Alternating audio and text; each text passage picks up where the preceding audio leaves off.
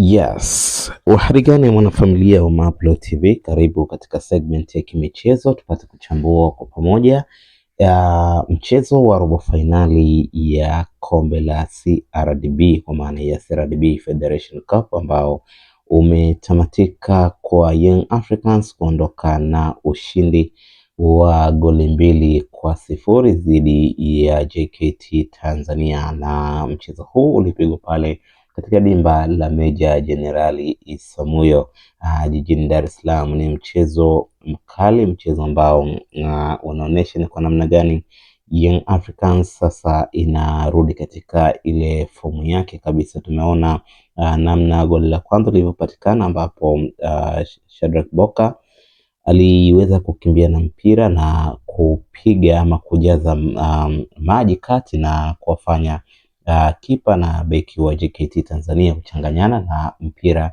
kuingia kambani. Lakini pia goli la pili, Mudathir Yahya Abbas anatumia ufundi na ustadi mkubwa sana na kuweza kuscore goli la pili. So ukiangalia kwa ujumla mechi ilikuwa ni mzuri, lakini tunaiona Young Africans ile ambayo kwa siku za hivi karibuni hatujaiona. Tunaona Pacome Zouzoua anarudi kidogo katika ubora wake licha ya kupoteza mpira ya hapa na pale, lakini kwa asilimia kubwa unaona namna ambavyo anaichezesha timu inapanda. Lakini pia ukiangalia wachezaji wengine kama Maxi pia Nzengeli yupo kwenye form, na ukirudi pia hata katika ile defense line ya timu ya Yanga unaona kuna namna imeboreka, namna Baka yupo akishirikiana na kina Asinki.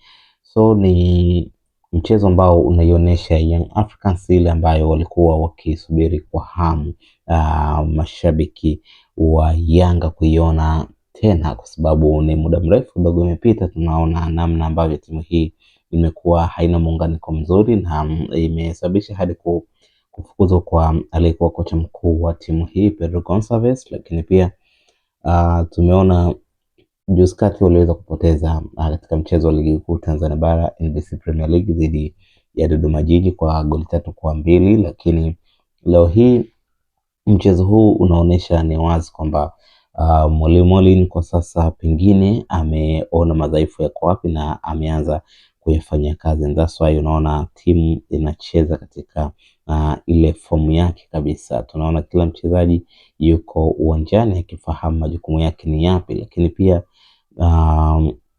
kikosi kimekuwa na ile unit ya pamoja, kwa maana wamekuwa wakicheza katika ushirikiano na kuonesha kabisa yes wanatafuta kitu. So imekuwa ni mechi mzuri, lakini pia Young Africans bado inarejea tena katika ubora wake, na I think ikiendelea hivi basi pengine hakuna mchezo ambao watakuja kupoteza hata katika upande wa ligi kuu.